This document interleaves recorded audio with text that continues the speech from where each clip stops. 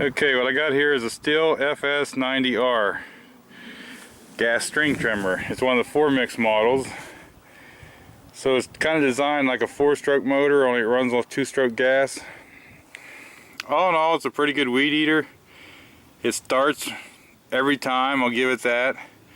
A lot of times I don't even use a choke or anything. I'll just hit the primer bulb one time and then pull the string and it starts. And see, now they got a primer bulb here that you can pump the gas up. And they also have a choke here. Like I say, I hardly ever use that choke because it just starts too easy. Also, I use at least 89 octane gas and their regular Stihl oil, their ultra oil. Also on this trigger, one thing I've noticed and I've seen a lot of people doing, they'll just slide this back to start, okay, and just turn it on. See, it doesn't stay back there. Now if you pull the trigger and do it, it stays there. Now the first time I do the trigger, if you watch, that'll slide up. Okay, so that actually makes it easier to start. So just keep in mind to lock your throttle when you go to start it.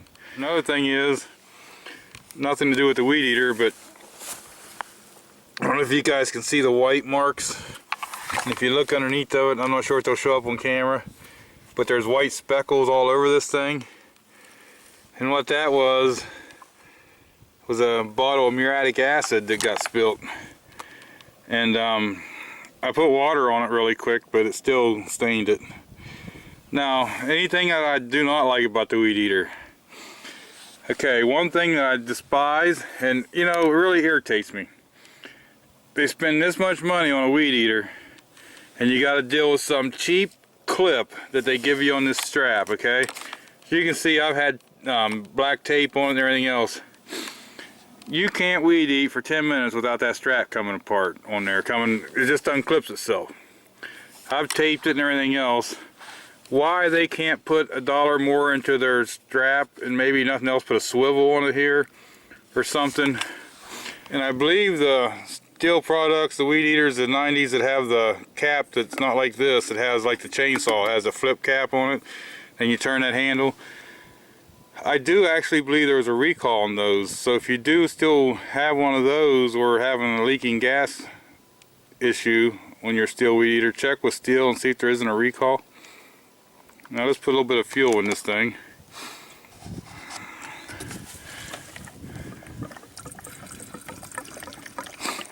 With them having such a big gas cap filler hole and stuff, it makes it really easy to fuel this thing up, which is good.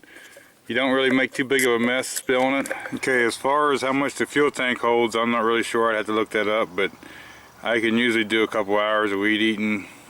Okay, for maintenance, if you take this one screw out here, you'll get to the air cleaner and your spark plugs right here underneath of this. Now this one has a dual line bump feed head on it. It takes 95 string, and there's a tab here and one on the other side. If you push them tabs, it lets you drop the spool out and you can re-spool it pretty easily. Okay, so this will be the first start of the year. So let's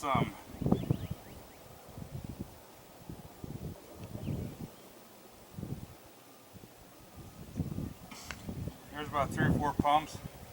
Now, should we try it with or without the choke? Let's try it without the choke first time. See, this thing starts pretty good. It's the first time this year's been started. Now, it's got fresh gas, so watch it make a liar out of me not start.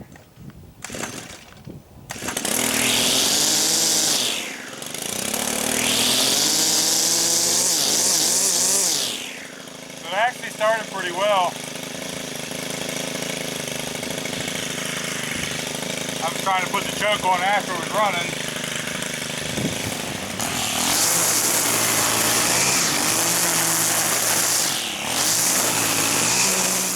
One thing I did have to do to this weed eater, I had to adjust the low side of the carburetors a little bit. As I was trimming around real delicate stuff, I'd find myself barely giving it gas on and off the idle circuit. Sometimes it would act like it was flooding out a little bit on me, so I turned that screw in just a little bit, maybe a 1/8 of a turn, and it seemed to clear it all up. So as far as overall runnability, I really like this thing. Would I buy another one? Yes, I would. took a while to get used to this 4-mix motor sound because it doesn't sound like you're getting the RPMs and it just sounds different. But it's designed to be at a lower speed and more torque. So overall, once you get used to the 4-mix engine design, I think anybody would like one of these.